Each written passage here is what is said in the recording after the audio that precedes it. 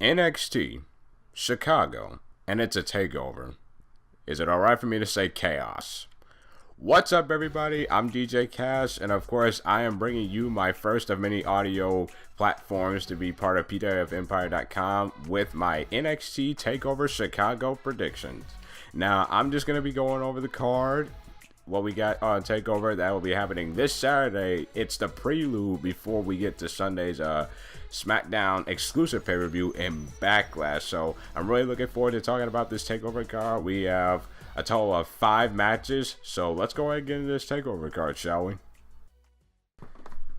Yes, like I said, we have 5 matches on the TakeOver card, and one of the first matches that I'm going to bring up is Roderick Strong going one-on-one with the leader of Sanity and Eric Young. This match, I'll be completely honest with you, it really came out of nowhere because I will say, though, for the last couple weeks on NXT, I am very happy that they did those Who is Roderick Strong vignettes for him, because while Roderick Strong, since he's been in NXT about 7 months ago when he teamed up with Austin Aries in the Dusty Rhodes Tag Team Classic, he still really hasn't found his niche. They want to do something with him, but it's like they're afraid to pull the trigger on, because even in ROH, I'll say this, he didn't really have much of a character. I mean, he was Mr. ROH, former ROH World TV and Tag Team Champion, but now he's here in NXT and he really needs to reinvent himself. But yeah, as far as this match is concerned, Roderick Strong is obviously going to have to get the win here, because while I'm really not that big of a fan of them, they serve their purpose to me as being that menacing top heel team, like the team that's right across from the Authors of Pain is what I'm saying. But it's just it's kind of weird because they're pretty much just rehashing what was left of the Ty Dillinger, Eric Young stuff, because Roderick Strong was one of the guys that came out to help Ty Dillinger throughout that whole thing. But if they had to put something on TakeOver, I guess this was one of the things where, because you can't leave guys like Roderick Strong and Eric Young off the card. So I will say this, if you're going to start building Roddy up to the NXT Championship, this is definitely the best way that they could have done it. I would have liked to see more build towards this, because, again, it was just a rehash of what was left from the Ty Dillinger stuff. And this match was pretty much, the feud pretty much started last week on exclusive NXT after Eric Young attacked Roderick Strong from behind after the Hitomi match. So I got Roderick Strong for the win here. Alright, let's continue on with this preview, shall we, as we get to the first of 4 championship matches on this TakeOver card, believe it or not. And this one, I will be talking about the UK Championship, featuring the champion Tyler Bate taking on one of the best heels I've seen coming out of the UK Championship tournament in Pete Dunne. While this match does seem random, which it really is, I'm glad that they're finally starting to put a niche in the UK championship stuff, because while I've seen Tyler Bate defend his championship on NXT, the only problem with that is if the UK championship, while there is a UK champion, but if there's not really a lot of people, or if you have not established the fact that anybody can challenge for the UK championship as long as you're European, and while it's been under the NXT banner, William Regal, and it's not really his fault, but no one has really established you can challenge the UK championship, you can fight for that belt. Is it NXT's mid-card belt, or is it a separate entity? But it's not really their fault, because they gotta make that UK show, which actually is going to air on the network this Friday. And I'll be honest with you guys, I have not looked at any of the UK stuff. I only looked at highlights, because one, that's way too much goddamn wrestling for me. But I do know of Pete Dunne, and from what I saw, this is pretty much the rematch from the UK Championship tournament. So I honestly would not be surprised if this is match of the night, but it is going to be interesting to see what the crowd's going to be like, because while you do have people like Tyler Bate, who is fairly new, and Pete Dunne, who is also fairly new, this is definitely going to be a breakout star, and especially with this UK special going on soon, I'm glad that they're starting to really put a niche on the UK stuff, because again, it's fine that you have a UK championship. I don't mind it being defended, but if you don't establish the purpose of why is it here on NXT, Is it part of NXT or is it a separate entity? And I really would have liked to see more build to this match too. Like, this card, while it's good on paper, it just kind of lacks a lot of build. Like, this championship match came about because Pete Dunne won a tournament at one of the, I think they were taping or like one of over the live event stuff. So really would have liked to see more build for this. But hey, as far as the winner, I think I would be completely fine if they pulled the trigger on Pete Dunne, because I think he's one of the best characters that they made out of the UK Championship tournament. But just because Tyler Bate's so new, and the fact that he hasn't really had a chance to really showcase on his own turf, which is like the UK show, I'm going to go with Tyler Bate for the win. But I wouldn't mind if Pete Dunne walked out with the championship. All right. Next match that we're going to talk about is a match that I am super looking forward to. It'll feature the first ever NXT Tag Team title ladder match as AOP, the Others of Pain, defend their titles against Do-It-Yourself, DIY, and Johnny Gargano and Tommaso Ciampa. Believe it or not, I have no idea why this is a ladder match. I really don't know why this is a ladder match. Because none of these teams, well, Gargano and Ciampa, except them, they haven't really established this feud to where it's the point to where it really requires a ladder match type stipulation. Because when you just come out of NXT TakeOver Orlando and that fantastic and one of my favorite matches of the year and that triple threat tag team match featuring the Revival, you did not know what to do with these two tag teams 2 weeks afterwards. DIY comes back. They have a match on NXT, but yet I did not hear them talk about the NXT tag team titles and wanting them back specifically until about 2 weeks ago. That's a problem to me. And also, AOP hasn't really had a match or a kind of segment really since then. Like, there's really absolutely no reason for this to be a ladder match.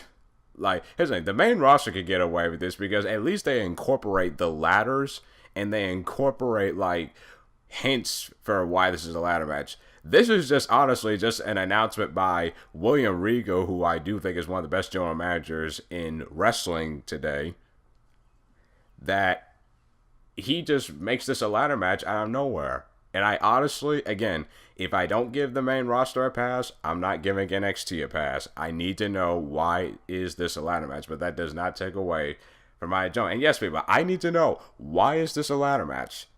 I need to know why, but it is a ladder match, and I'm going to go with the Authors of Pain, because in my State of the NXT address that I did myself a couple weeks ago, I mentioned on how Heavy Machinery is definitely the next team that I think that they want to feature heading into NXT TakeOver Brooklyn. So I really want to see that AOP versus Heavy Machinery Big Hoss tag team match, and I honestly think that could work. And I think DIY, Do-It-Yourself, Gargano and Ciampa, I think they go up to the main roster, or they break up, and I heard rumors that Gargano might be going as a single. So either way, this match is going to be great. It's going to be interesting to see how both teams match, especially with this being the first ever tag team ladder match. So there will be history made, don't get me wrong.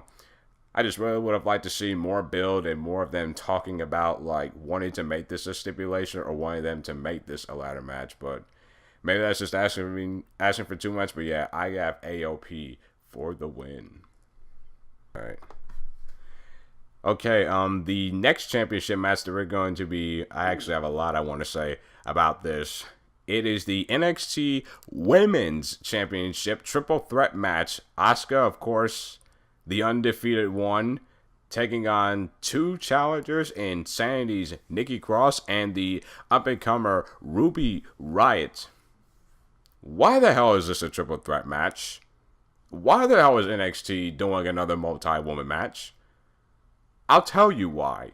Because they have made Asuka so dominant as the NXT Women's Champion that any time that they want to do a one-on-one scenario, it automatically is like they're going to get overshadowed by Asuka, which I understandably, but again, if I don't give the main roster a pass, I can't give NXT a pass. So they should have been more prepared for this. It's just me personally.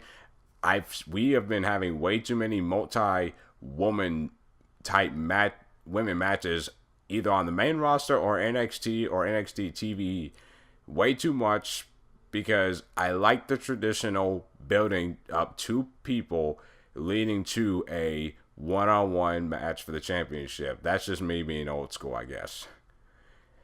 But yeah, Ruby Riott, I will say though, I have been very impressed with her ever since that she burst up on the scene, like after that 6-man tag last month before Takeover Orlando, when she was part of that 8-person tag.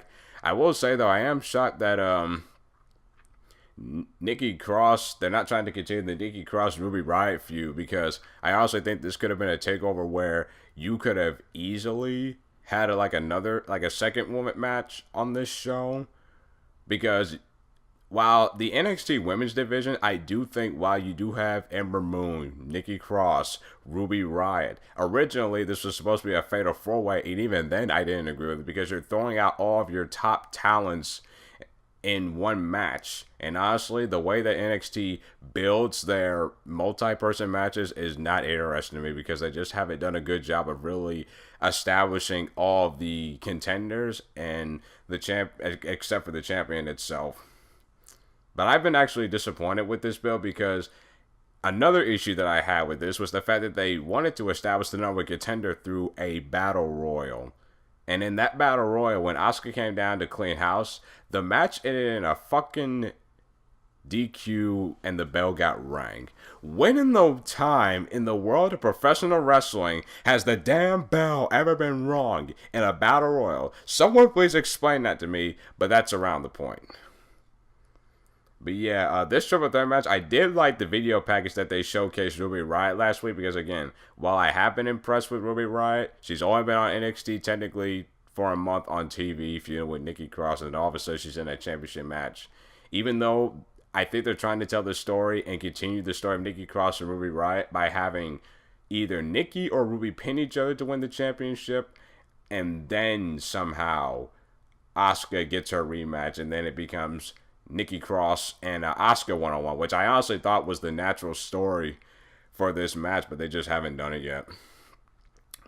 But yeah, Ruby Riott to me just hasn't been on TV enough to warrant a championship match, and I'm sorry. I don't know if I'm not being biased, but that's just a fact. As far as the winner goes, I am actually going to go... Oh, real quick. I'm doing this like right after on the NXT Go Home show. Asuka just pulled off one of the most tremendous things I've ever seen a tweener do, or a heel, I don't know what, but she gets an interview. The interviewer is asking the questions, and Asuka's just like, next question, next question, next question. Honestly, when you think about it, Asuka has every damn reason to be confident. She has been undefeated for over a year.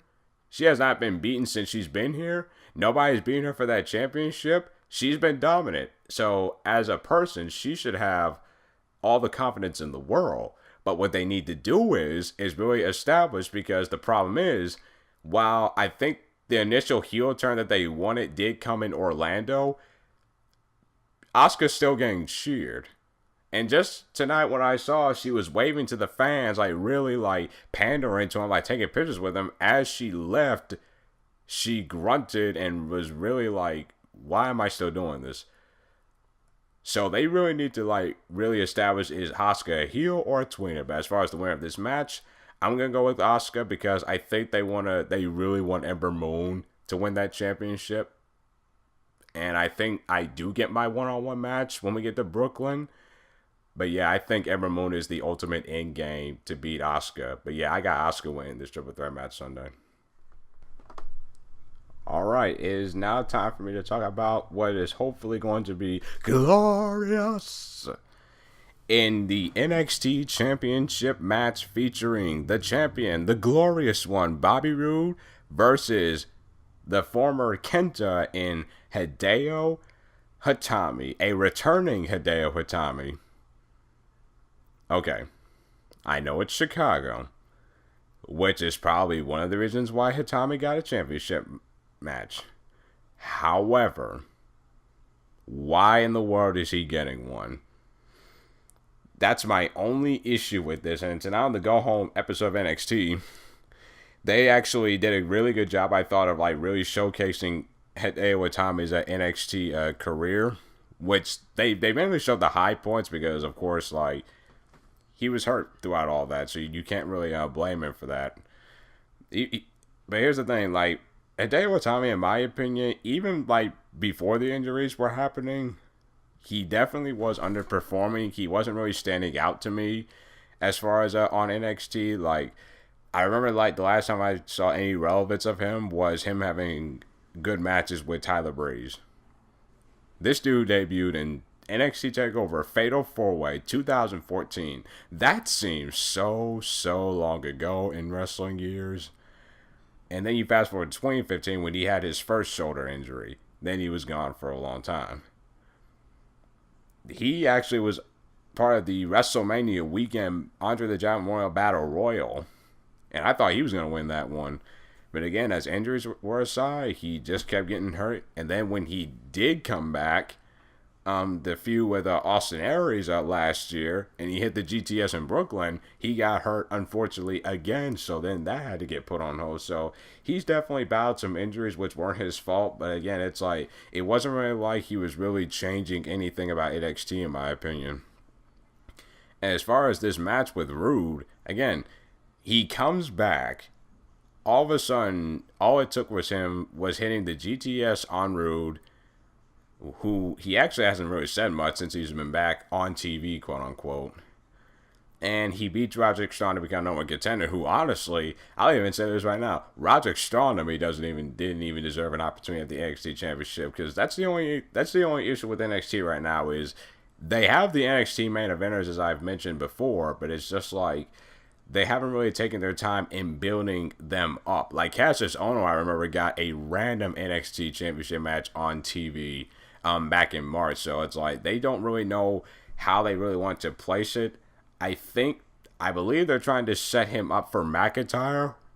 Well, at least McIntyre, while he deserves an NXT Championship match, at least that they're building him up. That's my only issue with this match, is the fact that Hideo Itami just, in my opinion, hasn't been built up enough. Even with him with a month, being back for a month, that still does not warrant him an NXT Championship match. But hey, I guess he's been here a long time, and I guess they wanted to like really give him something, considering it's Chicago, and I guarantee you, if he hits that finisher, he is going to win, because I guarantee you that's the reason why he's in this match.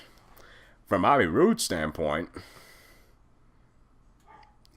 Bobby Roode as NXT champion is weird, because it's not like he's really popping. Like, he kind of reminds me a lot of Triple H, like where he has a great entrance, but when the match starts, it's kind of like that very slow-paced type of style. So yeah, this match, it does worry me, because Nakamura and Roode's style of wrestling, both their styles really didn't match as well. Even though I liked the match at San Antonio, I wasn't really a big fan of the rematch in NXT TakeOver Orlando. But I'm hoping this is a good match. Again, it's a new, fresh matchup, which is good for NXT. So yes, that's my NXT TakeOver Chicago predictions. I know this is definitely going to be a good show. I really do, because while a lot of people, and the people that are listening to this know who I'm talking about, are the ones that really kind of left once your NXT favorites with the main roster. But NXT has actually done a really good job of really restacking themselves and rebuilding themselves and each division. They've rebuilt their main event scene, which I think is fine. The tag team scene needs a little work, but they're doing it right. The NXT women's division, while there are some names like Billie Kay, Peyton Royce that are not really main event level in that division, at least there's characters in there. Like, it's much better than like a Liv Morgan and a Leah. No offense to them, but it's like still. So it's like there is stuff still to watch on NXT. It's just you gotta be willing to go out of your way to be like, okay, NXT, I bought into this. It's still developmental, and they've developed themselves into another great, decent TakeOver card, and I know this TakeOver is going to be great. Alright guys, that is it from my end on NXT. I'm hoping to be back doing this week to week throughout these weekly NXT episodes because somebody's got to cover this awesome stuff. So let me know how I did. If this gets uploaded in the comment section, I'm hoping to do this next time. I'm DJ Cass, and I will see you around. Later days.